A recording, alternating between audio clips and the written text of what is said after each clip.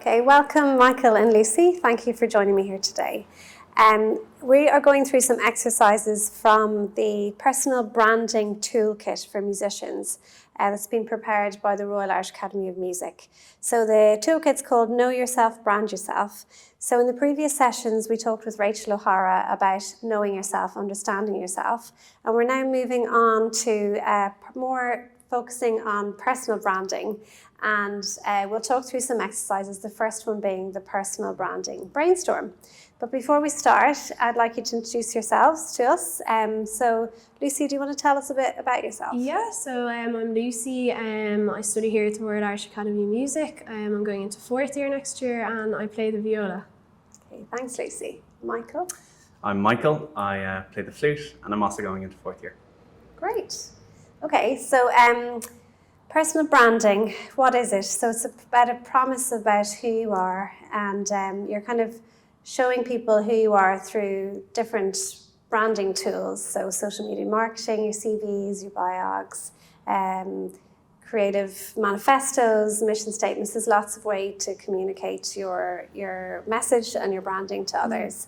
So the research says building your personal brand will define your individuality and help create future opportunities and new audiences. So that's what we're hoping to do. So we're going to do a little brainstorming exercise called the Personal Branding Brainstorm. And this helps to clarify your personal brand. Do you have an idea today that you're going to bring to this session? Something that you want to brand or that you want to bring personal branding into?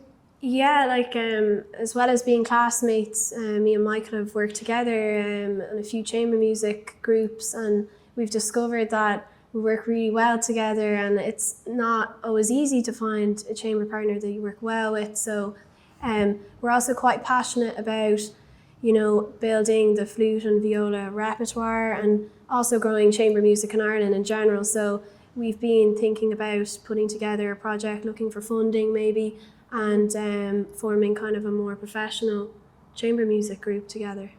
That sounds great. So let's take that idea and go through this exercise. There's no right or wrong answers. We're just going to discuss the exercise and just see what you come up with. And I think the whole goal of this is to kind of go through it, brainstorm. And what brainstorming means is that just get everything out, put it down on the page, and then we can scale it back later if we need to. Yeah. Okay. Yeah. So the first question, what can you do? So what capabilities have you, or know-how, or skills? So as a team. I think between us, we're studying music, so our musicianship skills are growing and, reaching a high level. And I think we're also good communicators, both of us. And I think that's something we could really bring to the table and communicating with an audience. And Michael is really good to work with and always comes up with new creative ideas, which I like, so we never get, stuck on doing the same old things. Yeah. And the next part of the exercise, who are you? So Michael, what makes you special to your audience? So I think one thing that makes Lucy and I special is, when you're in music college, you form a lot of friendships and all, but you might not necessarily be musically compatible. And then the converse could be true, where you work very well with the person, but you do not get on at all. Lucy and I think, especially when we were doing the Beethoven trio, we definitely felt a special synergy between us that I feel we work really, really well together. And plus, because the combination of flute and viola is pretty unusual compared to a normal string quartet or piano trio, it kind of pushes us to go outside our comfort zone and really try and find rep that challenges us. And yeah, lovely. And as a group, what do you give? So what are your products or your services? So what are you going to give to an audience? Well, I think building on what Michael said, a unique concert experience, because it is unusual to go to a concert and hear the flute and the viola especially. And I suppose we're younger, so we're being a bit more vulnerable on stage because this is a new idea and we don't know exactly where it's going to take us. So it may appeal to people who don't feel so included at the moment in the traditional concert setting. Yeah. And the next part of this brainstorm is, why are you credible? So what makes you trustworthy to your audience?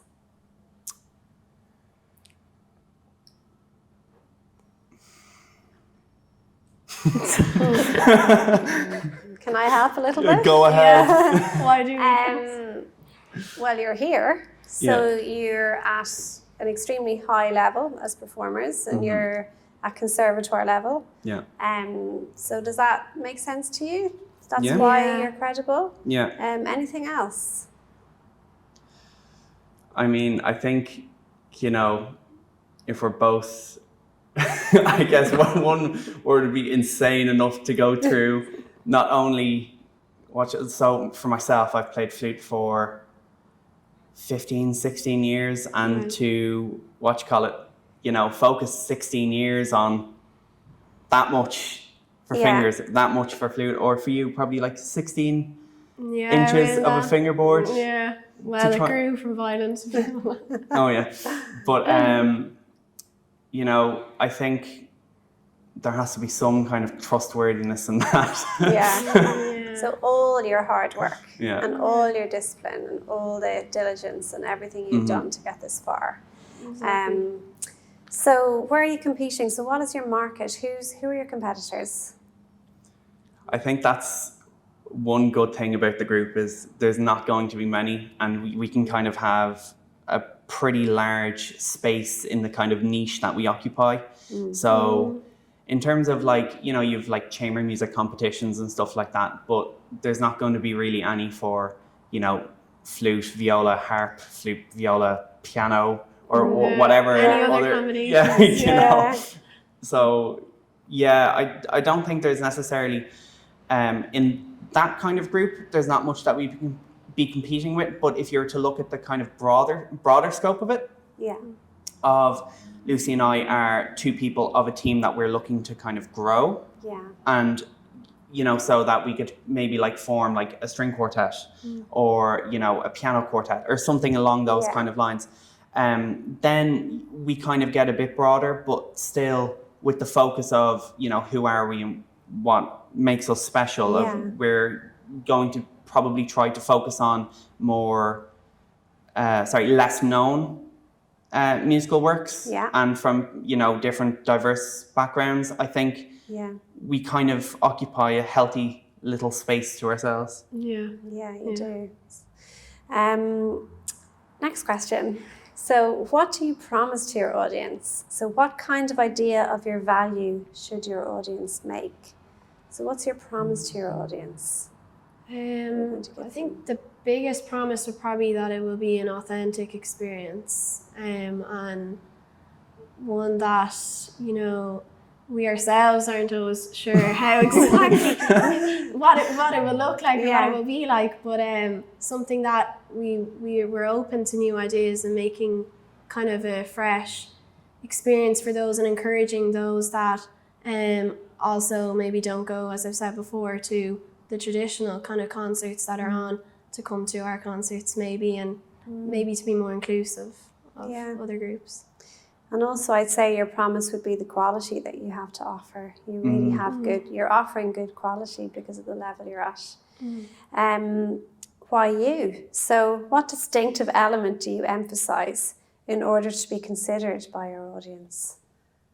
I like to think our friendship maybe is at the core of it, because and our friendship, has been founded on the fact that we're both very passionate about the same things, and that is growing Irish chamber music and the repertoire for our two specific instruments together, especially. And I think the drive that we have behind that, makes us really driven and willing to work hard together to achieve things. Yeah. And how do they know you? So how do you become known by this audience? Personally, You see, one problem that I have with classical music is that it's kind of a very stuffy, old-fashioned kind of, kind of stiff upper lip, very, you know what I mean? The kind of very, stuffy is the good word. Is a good word for it. So personally, I'd like to try and attract a younger audience, and people who just kind of not necessarily know what they're going to expect. So I'd kind of like to try and push through Instagram, Facebook, maybe not Facebook, but like definitely Instagram, 100%, because Yeah, I think so too, yeah. Okay, and who needs to know you? So who are the most important people to influence? Well, I suppose at the moment when we're looking at Ireland, the public and the general public, and getting out to them, and also, if we're going to have to look down the line at being credible for people like the Arts Council, maybe giving us funding, maybe partnerships with our college here or other music institutions, and any sponsors maybe willing to support two young Irish musicians. I'd actually go so far and say we've got a good couple chamber music festivals in Ireland, so the arts directors of them would definitely be important people to for us to get to know, influence.